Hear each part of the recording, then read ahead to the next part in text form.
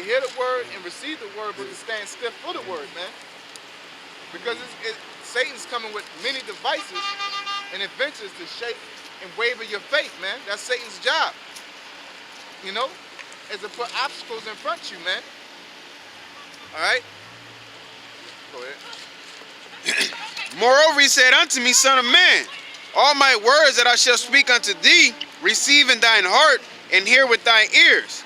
And go, get thee to them of the captivity unto thy people, and speak unto them, and tell them, thus saith the Most High Yahweh, whether they will hear or whether they will forbear. And that's what we're doing, because guess what? Whether you believe it or not, you're a captive. You're a slave. If you're employed by anything in this society, you're a slave. We're all slaves, man. And it's not only, we're slaves in two different ways. We're spiritual slaves to the Most High, because when you go to a job, you got to wear things. You got to eat at a certain time. You got to work a certain way.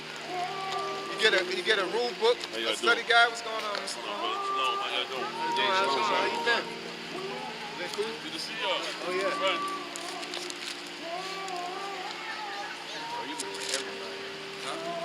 I call him Mr. Long. He's not a man, Mr. Long. I did jujitsu with him. Oh, okay, kind of.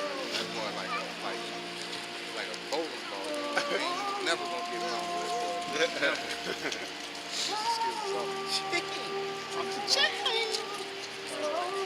You want me to skip down? Yeah, to 17 and kind of go in on it a little bit. It gets in the whole chapter. It got a dead spot or something? Yeah, well, pretty much when he said the chariot snatched him up and then took him to Babylon. Oh, yeah. You want me to read that too or skip down? Okay, kind. Ezekiel 3:17. Son of man, I have made thee a watchman unto the house of Israel. Therefore hear the word at my mouth and give them warning from me. That's what we are. We're watchmen. We're on the corners. We're doing the works. All right? Not only we're watchmen for our people, but we're watching the prophecies. We're watching things that come along. All right? We're watching things that happen. All right? Go ahead. When I say unto the wicked, thou shalt surely die, and thou givest him not warning, nor speaketh to warn the wicked from his wicked way to save his life, the same wicked man shall die his iniquity. But his blood will I require at thine hand. Yeah, so that's our job. So people say, oh, only God can judge you. The Most High ordained everybody to judge anybody, man. It's just don't judge wickedly. You can't be a crackhead and tell somebody that they're going to be put to death for smoking crack. You see, when you judge, you're going to be judged with whatever you judge somebody with. So you can't tell somebody not to do something and you're doing it yourself because you're going to be judged for that. Yeah. That's why it says, judge that ye be not judged. Amen. You know, so it's a way that you got to judge. Because to tell your child or your children wrong from right is judging them. You know? I was just thinking that they got a law for stoning your child if they're disobedient. That's judging them. Yep. You know, that's the spirit that you said that. And it's a book of judges. You know, and not only the book of judges is not only a book of judges, but it's actual people that judge the nations. That's what we are in this time. It's just that our people can't accept that nor understand it because of the generation gap of prophets, man. And we're in the city of Babylon, and during that generation gap, our people became deeply rooted in the wicked ways of this society, man. Okay? Yeah, that should be it today, right? Oh, it's a little bit left. All right, here you go. You get that. Dang. It's a precept in my head. I can't think of it. They called us judges. Where is that? It says Ezekiel 3:20. Again, it said 19. Yet if thou warn the wicked, and he turn from his wickedness, nor from his wicked way, he shall die his iniquity, but thou hast delivered thy soul. So our job is to come out here, whether you will hear, whether you will forbear, to Negro, Latinos, and Native Americans only, and speak the word of the Most High. And whether you listen and whether you don't listen, our job is done. You know what I'm saying? If you don't listen, you still gonna be put to death. But it's all about whether we say what we're supposed to say, or if we bit our tongue or not, man. Come on, one more time. Okay? Thank you all so much. Post it out on And- Facebook, Go ahead. Twitter. You good? Oh, Yeah, it that's says- all I wanted after this. Okay, come. Again, when a righteous man doeth turn from his righteousness and commit iniquity, and I lay a stumbling block before him, he shall die. Because thou hast not given him warning, he shall die in his sin, and his righteousness which he had done shall not be remembered, but his blood will I require at thine hand. And that's heavy. The Most High said he'll lay a stumbling block before you, man. Yep. You know? These pastors in the churches are stumbling blocks. You know, when we say you're supposed to not eat this, dress like this, live like this, and do that, and you're gonna be like, oh, my pastor don't say that. That's your stumbling block, man. That the Lord laid before you, man. Showing the Lord do evil unto you, man. Well, really, the Lord don't do evil, or he'll send demons down here to do evil, man. You know? It's like he sent the evil spirit and put it on Saul, man. He put the spirit of deep sleep upon a lot of Negroes, Latinos, and Native Americans, man. 2/3 of them, to be exact. Okay? Yeah, I think so. This is the book of Isaiah 65:1. It says, I am sought of them that ask not for me. I am found of them that sought me not. Yeah, that's talking about the elect of this time, because there was a big generation gap of followers of the Lord, man. It was a big time where we were in darkness. All right? And then we woke up. All right? Go ahead. Behold me, unto a nation. I said, behold me, unto a nation that was not called by my name. That's right. I have spread out my hands all the day unto a rebellious people, which walketh in a way that was not good after their own thoughts. Which way is it not good? Serving other gods. You know, women walking around and talking how they want to talk.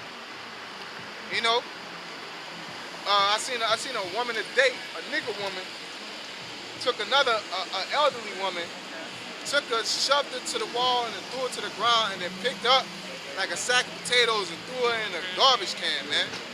You know what I'm saying? You know, this is the product of what happens when you don't follow the Most High, man. That's what happens. You can say, oh, no. You know what I'm saying? It ain't that. That's just that particular person. But that, I guarantee that particular person don't got the Most High up in them, man. You know? If you got even a little bit of the Spirit of the Lord up in you, wouldn't do nothing like that, man. You know? Unless it was a heathen or the Most High told you to do so. You know? A people that provoketh me to anger continually to my face. Yeah, how you provoke the Most High to anger? Idolizing false deities like Santa Claus, celebrating Thanksgiving. That's provoking the Most High to anger, man. You're playing with him because he told you don't do it. Not only do you do that, but you'll turn around and not celebrate none of the high holy days in the Bible, man. None. You don't do Hanukkah, Feast of Tabernacles, Feast of Fruits, Day of Purim, Passover, the Shabbat, the Sabbath, Pentecost. You don't do the Feast of Leaven. At least you could say you're not guilty because you do both, but you don't even do none of the high holy days in the Bible. It gives you the month and the date. You know what I mean? All you gotta do is just look it up. Go to Google and look it up and try to serve it to your best abilities. But you on the other hand, you gotta serve Christmas. You gotta do it. Don't know why you're serving Christmas. Christmas is coming from a pagan god, man. They didn't transform Santa Claus. He used to be a plain out demon, and then they transform him into an Edomite with white hair and rosy cheeks. Jolly white man. You know, Santa, the holiday of Christmas was came from Bacchus, but they used to parade around and have sex with each other. Another thing, really, it's New Year's and Christmas, but the origin is dealing with Semiramis and Tammuz. You know, when he died, and they say he grew back as a tree, and if you don't lay your gifts under the tree, he's gonna come and get you. You know what I'm saying? This is a whole nother deity that you're serving. You're worshiping a whole nother God on Christmas, man. Yep. But you can't. All I gotta do is for my kids. You sacrificing your kids in the fire, man. Yeah, Your kids will get over that. They forget about that, man. Why would you tell your kid like your kid gonna suffer, and it's horrible for them to serve, for not to have Christmas presents, man? Give them a present outside of Christmas. Hanukkah is a 7-day event of gifts, as I always say. It's way better than Christmas. It has an actual significance behind it, man. It represents us fighting back against Satan and the enemies and coming to the Lord and reuniting with the Most High, man. The Feast of Lights, man. Go ahead. What you was about to say? No, I was gonna say, yeah, pretty much that, cleaning the temple and all of that, man. Cause they started rebuilding the temple with that, you know, cause it's the same as the day of dedication. Yep. Hanukkah, well, not Hanukkah, but Passover represents us getting salvation, man. Completely. Everybody wants salvation. Mm-hmm. That's what the Passover represents, man. Coming out of Egypt, the house of bondage. America's a house of bondage. America's Egypt. Okay? The Passover represents that, man. Okay? Our high holy days that you're supposed to serve in the Bible has a significance even up to this present time. All right? You can tell this holiday is a demonic holiday because Americans get so-called in a holiday spirit and be all nice. You know? The brother say he was in line, they pay for his stuff. You're supposed to do that on a regular, man. Oh, you're in a holiday spirit, so you want to be brotherly now. You know what I'm saying? When you're in the truth, you like that all year round. Oh, you uptight? I got you, man. Once Christmas passed, you back. Everybody's gonna be back to being demons, man. Yep. That shows you that there's a spirit on this, a demonic spirit on this holiday. Whether you see it as positive or not, man. Hey, cause what is the New Year resolution all about? About bettering yourself. That's selfish. You know what I'm saying? Yep. You get right back from that holly jolly spirit and sharing and caring, right back to I'm doing this for me, and that you right back to your selfish ways, New man. Year, new me. Yeah, there you go. Yeah, New Year, new me. Why you gotta reinvent yourself every year? You should be improving yourself every year, man. Only thing you should be reinventing yourself is when you come to the Lord. After that, you just get stronger and stronger and stronger in the faith. That's how that's supposed to work. Okay? Go ahead. It says, a people that provoketh me to anger continually to my face, that sacrificeth in gardens and burneth incense upon altars of bricks. Yeah, yep. This through the spirit you had said that, man. It says, which remain among the graves and lodge in the monuments which eat swine's flesh and brought of abominable things in their vessels. What is swine's flesh? The Lord's complaining about people eating swine's flesh. Don't take a rocket scientist to figure out what that is. That's your ham hocks. A lot of y'all just came from Thanksgiving. Y'all had the big old ham chuck. Big old ham chuck with the pineapples and the cherry on top, coated with the brown sugar. You know what I'm saying? You're making ham sandwiches, leftovers. Ready, excited, man, to eat abominable things, and then you got the nerve to pray around it. Yeah. That's how gone our people are, or disenchanted our people are from the Most High, man, is that they're praying to the Most High over abominable foods, man. Yep. Okay? This time of year is the most demonic time of the year. It's the darkest time of the year. Another point is, the Lord wasn't born around this time of the year. He wasn't born around the darkest, most coldest, bitterest time of the year. He was born around when spring was around, man. Because when you look up spring, it actually means to like bring, basically like harvest. You're bringing life. Because what happens in spring, the trees get their leaves back, the grass get back green.